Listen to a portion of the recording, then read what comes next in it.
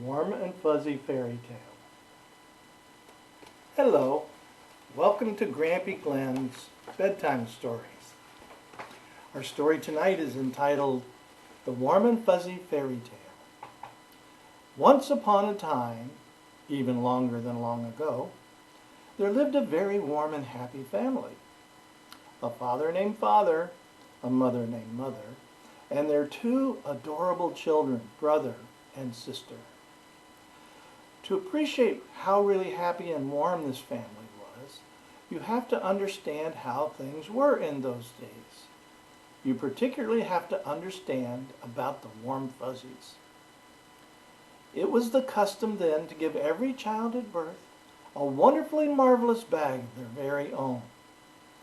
The bag was quite small and made of the softest, fuzziest material you could imagine.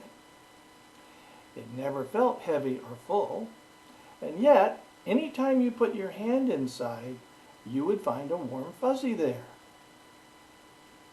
Finding a warm fuzzy in your bag was just about the nicest feeling in the world. In fact, the only feeling any nicer was when you gave your warm fuzzy to someone else.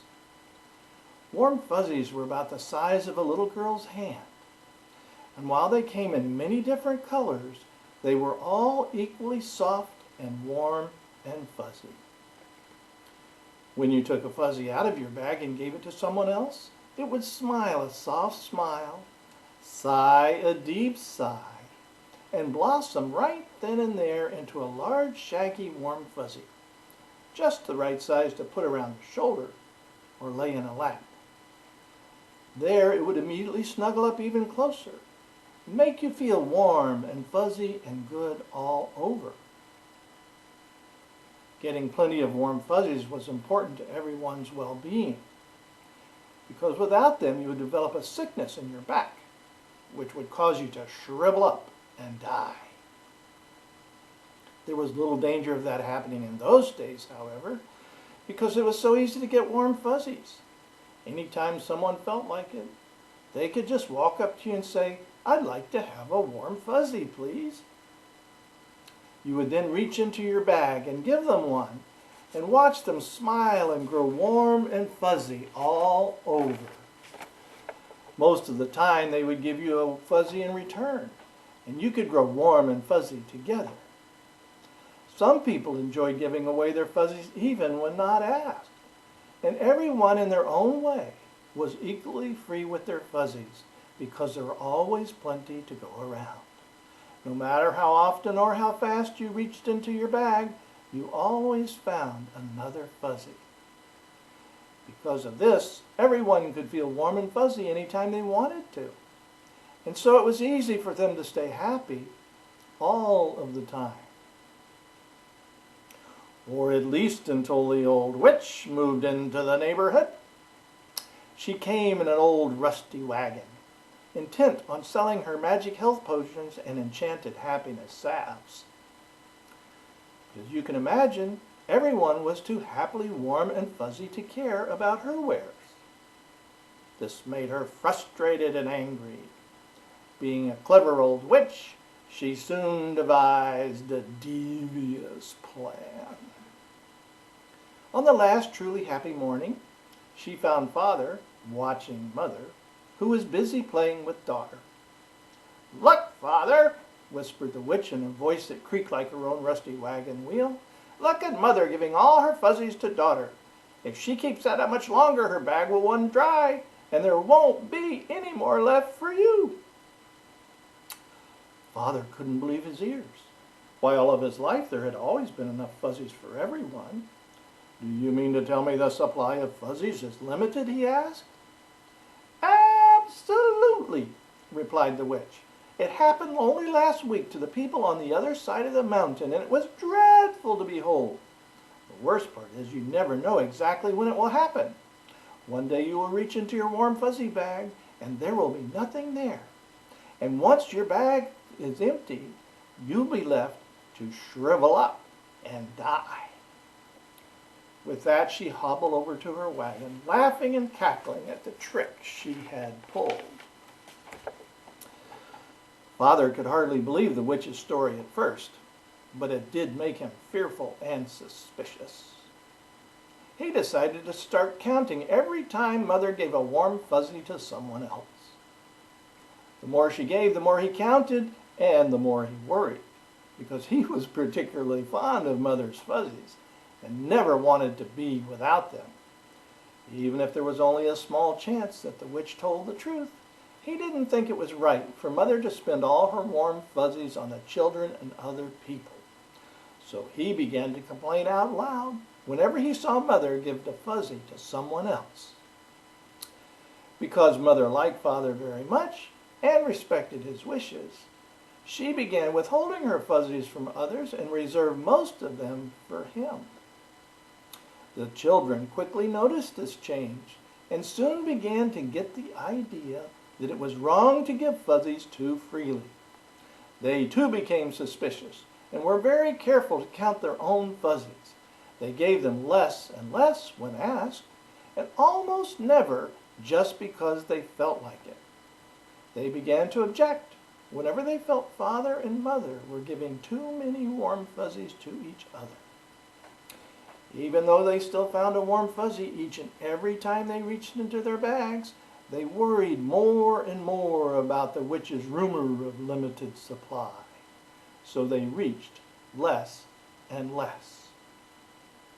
As this wicked idea began to spread throughout the neighborhood, everyone became more fearful and stingy. The less they reached into their bags, the more scarce warm fuzzies became. Everywhere you went, people complained of feeling less fuzzy and more unhappy. Some even shriveled up and died. Many turned to the witch in desperation, and they bought large quantities of potions and salves, even though they didn't really work at all. Now the situation was becoming very serious indeed. If everyone shriveled up and died, there'd be no more market for potions and salves. So the clever witch devised another devious plan. She gave everyone a brand new bag that looked just like the warm fuzzy bag, except that it was cold and prickly. Whenever you reached inside the witch's bag, you found a cold prickly. Cold pricklies didn't feel very good because they were lumpy and slimy like an old toadstool. Whenever you gave one to someone else, it would shrivel up into a small, hard, spiny ball that made you feel cold and prickly all over. This didn't make people happy, but it did keep them from shriveling up and dying. So the neighborhood began to accept cold pricklies as being better than nothing at all. At first, this created a lot of confusion. Some trusting people would still give a warm fuzzy when asked, only to get a cold prickly in return. They soon learned their lesson, however, and it wasn't long before you could see the sad sight of two old friends asking each other for warm fuzzies, but getting only cold pricklies. As a result, fewer people were actually dying, but practically nobody was smiling, and absolutely everybody knew how badly it felt to be cold and prickly. The situation was further complicated by the virtual disappearance of warm fuzzies. Even though you could still find one anytime you reached into your warm fuzzy bag, people were too afraid they might be feeling the last one, so they used their cold prickly bags almost exclusively. This made warm fuzzies very scarce and valuable, and people would do almost anything to get one. Some heartless people even went so far as to disguise some of their cold pricklies to make them look like warm fuzzies, which they in turn sold at dear prices to people who still cared enough to give a fuzzy but were too afraid to reach into their own bag for one. These people would then exchange their imitations, alternately known as false fuzzies or plastic pricklies, in the anticipation of feeling warm and fuzzy again. When instead they continued to feel cold and prickly, they became confused and more afraid than ever to involve themselves with warm fuzzies under any conditions. At this dismal point in time, another stranger moved into the neighborhood. Unlike the ugly old witch who caused all the trouble in the first place, this was a young woman with long golden hair, bright smiling cheeks, and generous proportions that caused people to call her the hip woman. Having no knowledge of the witch or her scheme, the hip woman was not the least bit worried about running out of warm fuzzies. She gave them out freely, even when not asked, but mostly to the children because they were the only ones left who were not afraid of getting a cold prickly by mistake. The parents were shocked by this unexpected show of generosity, and they strongly disapproved of the hip woman's influence.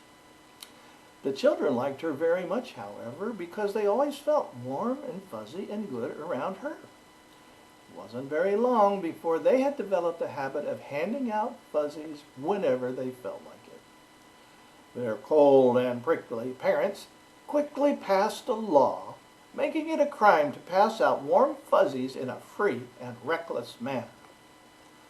The law, they said, was designed to protect the children from the danger of running out of fuzzies too soon and thus dooming themselves to a long, lonely life of feeling cold and prickly, or worse, shriveling up and dying. A few people thought the law was really designed to protect the parents from the frustration of feeling old and prickly while their children were feeling young and fuzzy. But they didn't say it out very loudly. So the law came to pass, and the witch was deputized to enforce it. Mostly, however, the hip woman and the children ignored all the fuss and continued to give their warm fuzzies whenever and wherever they felt like it, and always when asked.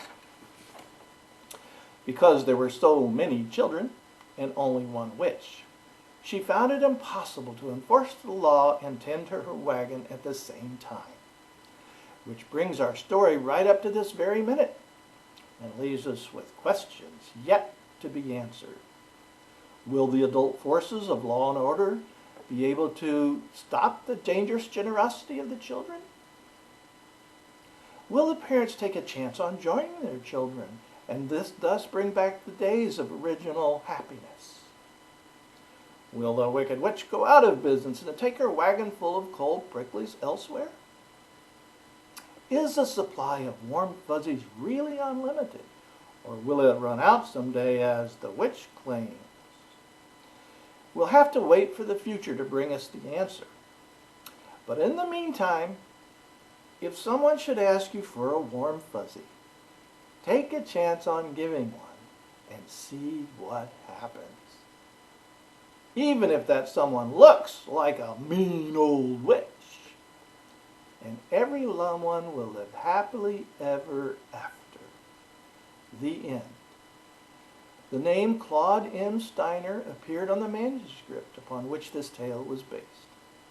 We have been unable to locate Dr. Steiner or to trace the origin of the original story. We have reproduced this version of it without his permission, with a conviction that he has enough warm fuzzies in his own bag to share this with us. Thank you.